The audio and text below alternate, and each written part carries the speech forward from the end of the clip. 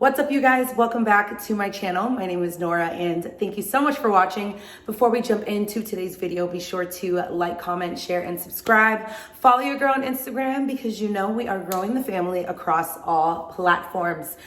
So for today's video, as you guys can see by the title, this is going to be a girl talk type of video. This is not really gonna be like advice, me kind of telling you how to navigate, this specific topic.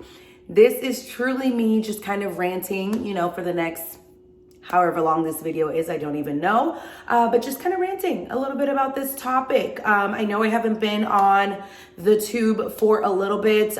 If you know me personally or follow me on like other platforms on social media, I have been in like a transition period. I am starting a new job. So I had just some things going on in terms of like interviews and prepping for that. So really wanted to focus on that and make sure, I was 100% with that piece, and we're all settled, got the new job. So I will be starting that here shortly. So feeling pretty good that like now that that's kind of taken care of, can kind of jump back into the swing of things.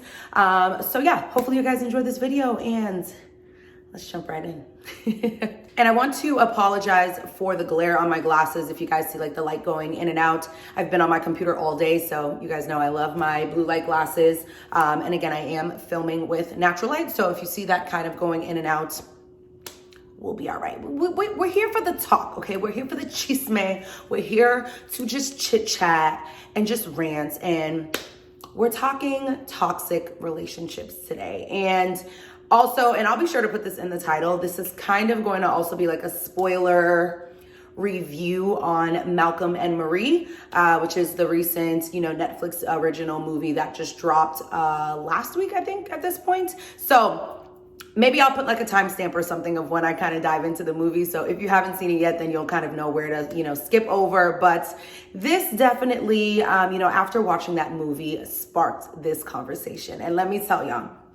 So my cousin, Felicite, you guys have seen her all over my channel all the time. She's literally like, we're each other's yin and yang, honestly. So we both watched the movie and we had like such an in-depth, riveting, amazing, like 45 minutes, maybe almost an hour long conversation, talking about the movie and kind of just like dissecting it, what we felt, what we grabbed, like what we took from the movie, what different emotions and things like that. So it kind of got me thinking a little bit just about toxicity, toxic relationships, and just, kind of the whole word toxic. I being, still a millennial. Yes, I'm almost 30, but definitely still a millennial. So, I'm on social media, I'm out here, I'm keeping up with things.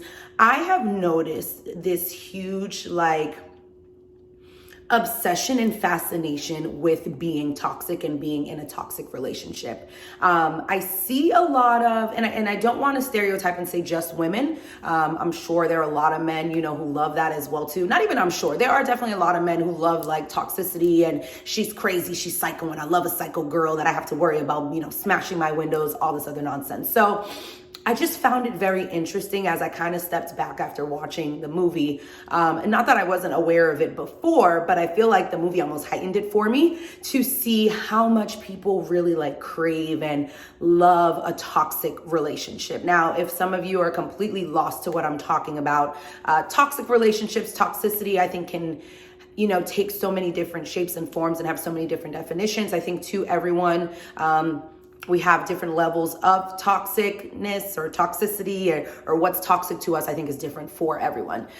For me, obviously, because I can only speak from my experience, I think any level of unhealthy communication, unhealthy treatment, whether it's verbal abuse, whether it's physical abuse, any type of cyclical behavior that I think a lot of times isn't healthy for me is considered toxic. So, whether you or your significant other are always, demeaning the other person, like I said, verbal abuse, whether it's, talking down to each other, whether it's constantly swearing, if every single time you guys cannot hold a conversation or have a disagreement or just, have a back and forth discourse without degrading each other and cussing each other out like a random person off the street, I think that is toxic. Like, I think that's an example of a toxic relationship.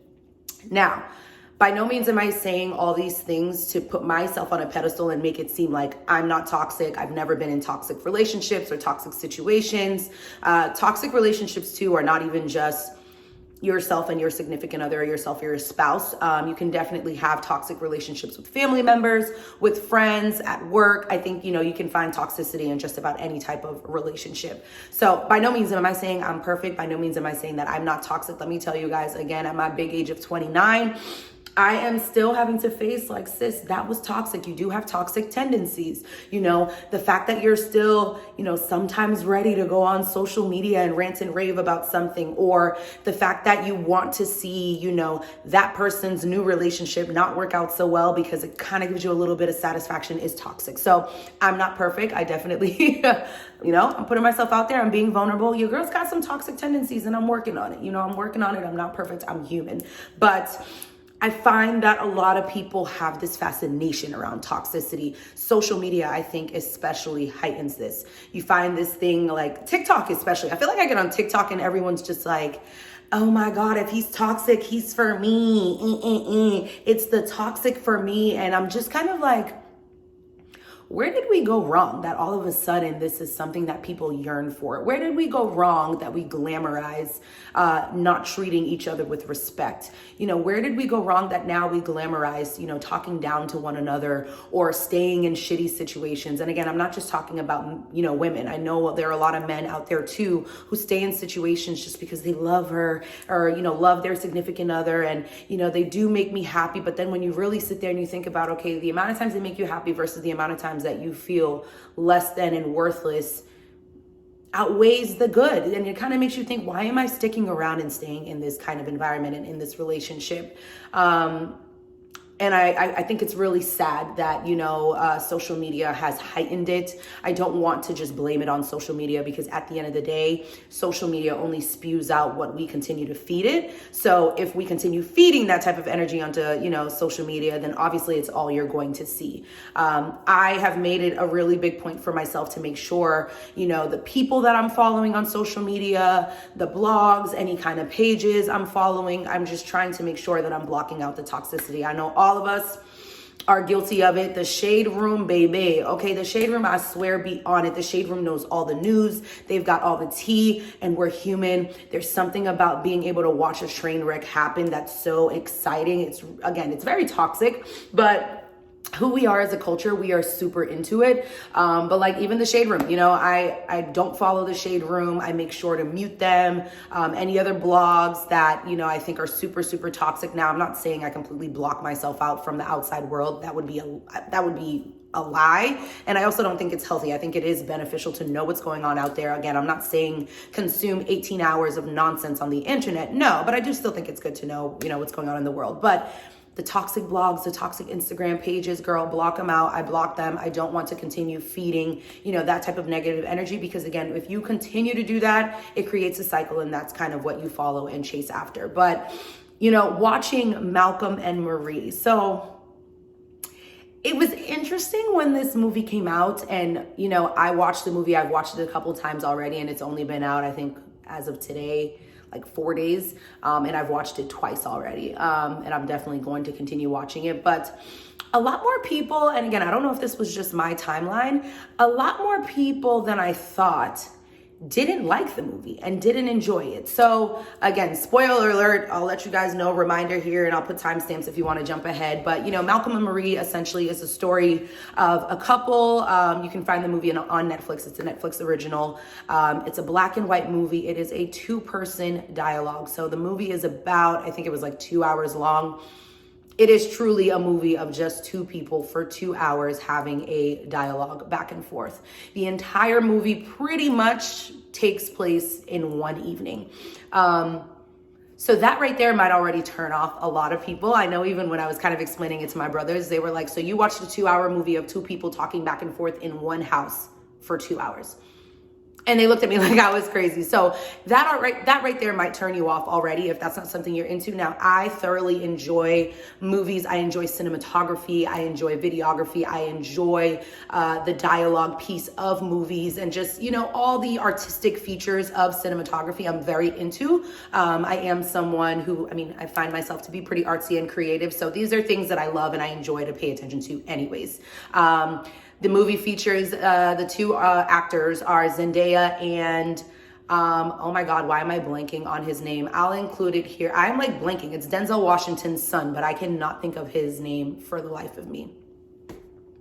His name in the movie is Malcolm, but I can't think of his name for the life of me. But nevertheless, I'll include the information. But it's a couple, and a good solid hour and a half, hour and 45 minutes of the movie is them arguing and going back and forth. Now, I think what a lot of people didn't like about the movie is that it is raw. When I tell you guys it is raw, it is real, it's triggering. And I don't want to say triggering in the sense of like triggering that you can't watch it. And I think a lot of people felt they couldn't watch it and felt it was too triggering that, 30 minutes into the movie, they were like, oh my God, I can't do this. And I thought it was interesting, kind of hearing people's feedback like that.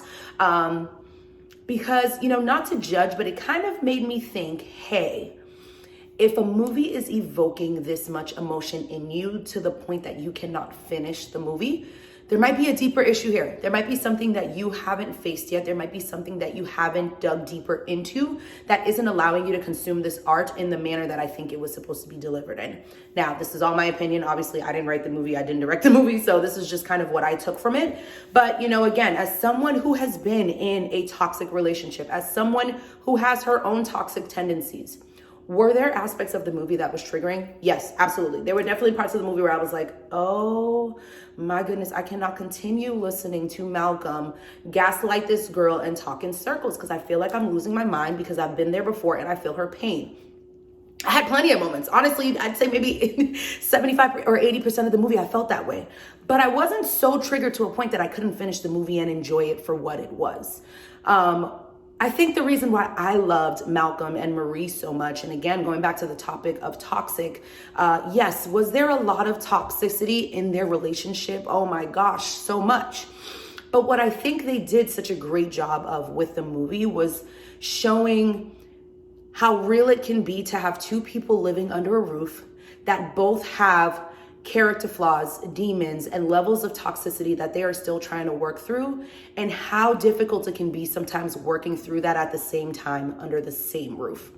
You had two very vocal, I feel like Malcolm was a little bit more type A than Marie, but whenever Marie really, got her wits, beneath her, she definitely was type A as well. So, you had two pretty strong-minded people in a house, both battling their own demons still, and you could tell it was, and I never really said how long they were together or like in a relationship in the movie, but I just kind of assumed a while. So you could tell it was years and years of pent up emotion, years and years of not really articulating yourself the way that you need to, that finally blew up in one evening. And again, were there levels of toxicity in that movie? Of course, but I thought there was something, call me crazy, but I thought there was something so beautiful and magical about how they were able to lay everything out on the table, no matter how hurtful it was, and, slowly but surely make some progress and learn and realize where their flaws were, where they fucked up,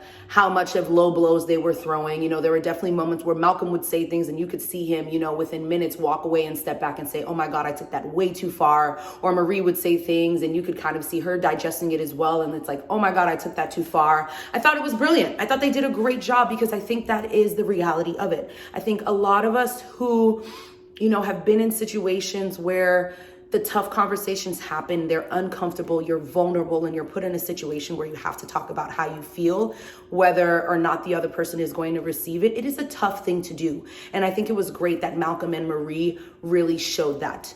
I think we live in a culture right now in a society where we glamorize toxicity. We glamorize, oh, she's crazy this, she's crazy that, or I date a guy who treats me like shit and I come back, whatever it may be. But we don't glamorize and talk about the fact that relationships are work.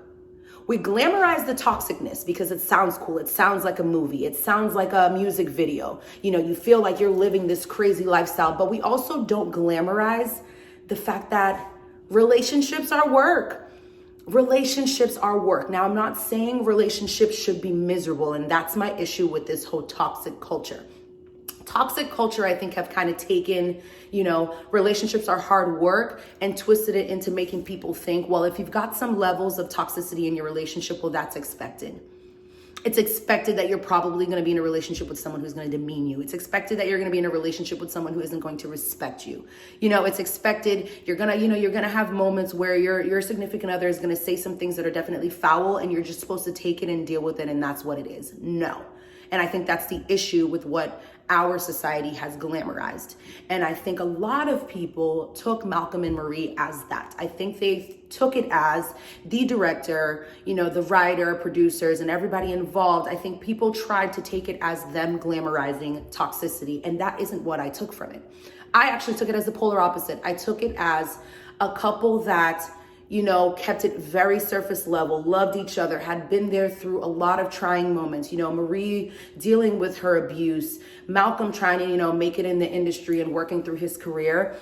And I think it showed that a lot of couples that really do just keep it surface level, that do brush things under the rug, it's not so much toxicity, it's you get to a point where it blows up and all the emotions that you've bottled up over 3, 4, 5 years, 6 months, whatever it may be, now comes out at once.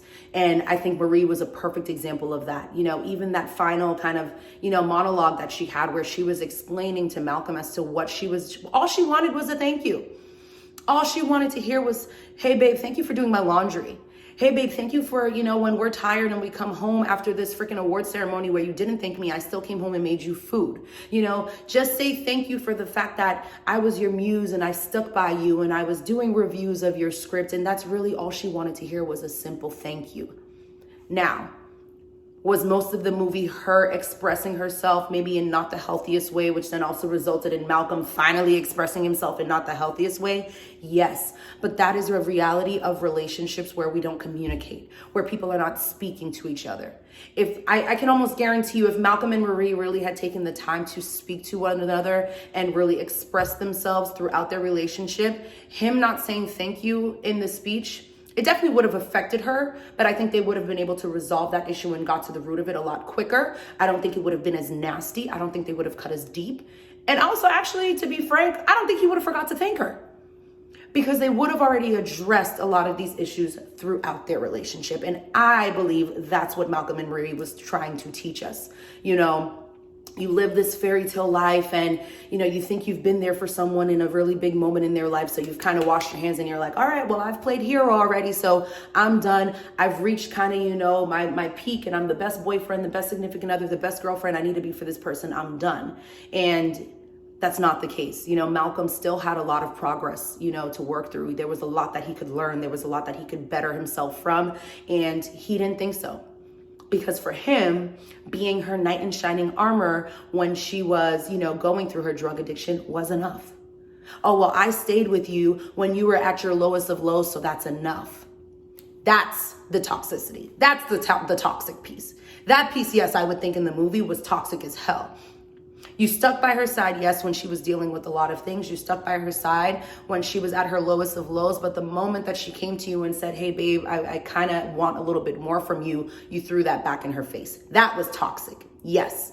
But I think Malcolm and Marie, the film, did a great job of taking that toxicity and showing people that if you put the work in throughout your relationship and communicate and are there for one another and actually express yourself. Something Marie said that I love was how she said Malcolm was emotionally obtuse. You sat here in this relationship and you acted and you thought that was going to be okay and I was going to feel fine. I told you I was upset that you didn't mention me in your thank you speech. So instead you put on a song and thought that was going to be okay to excuse your behavior and you were going to let the song apologize for you. Even though I'm pouring myself into you and I can't get the same response back. Again, some people may look at this and say, well, girl, she sat there for 2 hours and argued with that man. That is the epitome of toxicity. Well, no, she loved him. You could tell she loved him, and I don't doubt that Malcolm didn't love her either. But that is what happens when you don't communicate, you don't go back and forth, you don't talk. And finally it blows up in your face, and then it's a tough conversation. And let me tell you guys, as nasty as it was, as deep as some of the things they said and they cut, I thought it was beautiful to watch. And I think they did a great job of showing that sometimes, I think every couple goes through it. You have that really one tough conversation where it cuts deep, and you have those moments where you're like, I fucking hate you. I love you. They say some wild shit. You step away, and now you realize you're expressing yourself in ways that, oh my God, that wasn't even really what I felt, but I'm just so mad in this moment right now that that's what I said, or that's not how I wanted it to come out. And, we just slapped the toxic label on it. No, that's not toxic. That's people putting in the work and trying to figure themselves out. Is it ugly? Yes. It's ugly, it's hard work, it's disgusting, it's nasty sometimes, but that's what happens when two couples finally sit there and are like, let's do it, let's put the work in and let's try it out, let's make it happen. Now, if this is what your relationship looks like every night, then no, there's an issue. Now you guys are no longer working through things. You are just destroying one another, and you're just fighting, and you're chipping away at each other's soul. You're chipping away at each other's kindness. And this is when you find out that hurt people, damage people, create other damaged people. Yes, at that point, that shit's toxic, and get the fuck ASAP. Okay? Get the fuck ASAP. If that's the case, then yes. Again, can we say... And it's hard to tell, with the movie. Obviously, it's just a movie. They don't give you all that backstory. You can kind of infer that this was probably, a one-time thing, that they didn't deal with this a lot. Sorry, it's getting super dark in here, guys. Again, this is real life with real lighting here. But, maybe that was the case with Malcolm and Marie. I didn't take that from, just from what she said a lot of times, is that he never expressed himself. He was emotionally obtuse, as she said. So I don't gather that they communicated like this all the time, which I think is why it was so hurtful for both of them to hear each other communicate that way. And they felt like the other person was so cruel. So don't take what I'm saying as, oh, well, Nora's saying it's healthy for us to, sometimes work through it and really fight through.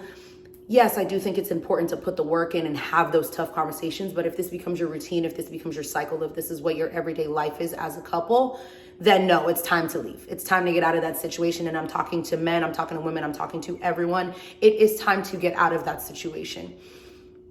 That's toxic. And I think this is what society and social media has continued to glamorize, is just that, stay in the shitty cycle because deep down inside that person loves you. Oh, he loves me. I know he loves me. And even though he's treating me like shit and doesn't respect me, I know that about him. At least he showed me his true colors. So I'm gonna just deal with it. No, baby girl, that's toxic, and you need to get out of there. No, nah, bruh. She's toxic. She's shitty as hell. You shouldn't be in a situation with a girl that you're worried every time you guys get into an argument, she's gonna smash your windows. No, that's toxic. Get the fuck ASAP. She needs help, or vice versa. Sir, you need help. These are things you need to dive into and you need to work on. And I think it's really sad that we just live in a society that has glamorized it so much. It was reflective for me.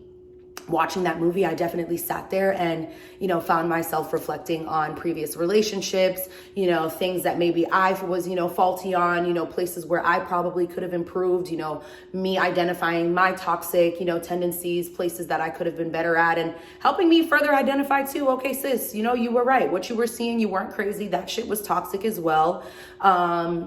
It was eye-opening to see, what relationships I maybe poured into too much, or, what relationships that, I made certain decisions and that significant other didn't understand it. And I watched this movie and I was like, see, I knew I wasn't going crazy. This shit is hard. This shit is hard to have two people building themselves up and growing and learning under the same roof at the same time. And especially when you've got one significant other who doesn't want to talk about it. It is tough, it is draining, and it's frustrating. And yes, Malcolm and Marie is going to make you frustrated, guys. I am telling you, it is frustrating. It is frustrating. I had plenty of moments watching that movie that I was like, oh my gosh, I am ready to throw this TV out the damn window. But I thought it was definitely beneficial to watch. I thought they did a great job of showing the realities of a lot of relationships. I'm not saying every relationship is like this. I know a lot of couples who, I'm not saying they don't fight, but don't fight like that. Of course, not everybody fights that intensely. But I thought it was a very interesting watch. So I think everyone, watch it at least once. Watch it with an open mind. Try to take away so much of the toxicity and just kind of think of yourself watching a real life couple trying to fight through something that they've probably been sweeping under the rug for a while. And I think you'll see the beauty of the movie for sure. And if it's triggering, you know, kind of reflect and say, hey, are there some toxic tendencies that I haven't faced yet? Am I in a toxic relationship right now that I'm downplaying and don't want to admit that it is toxic, and that's why this movie's triggering you so much? Are you a part of the cycle and the problem that is continuing to glamorize toxicity? Do we feed into it because it's cool? Do we feed into it because we like to watch the train wreck?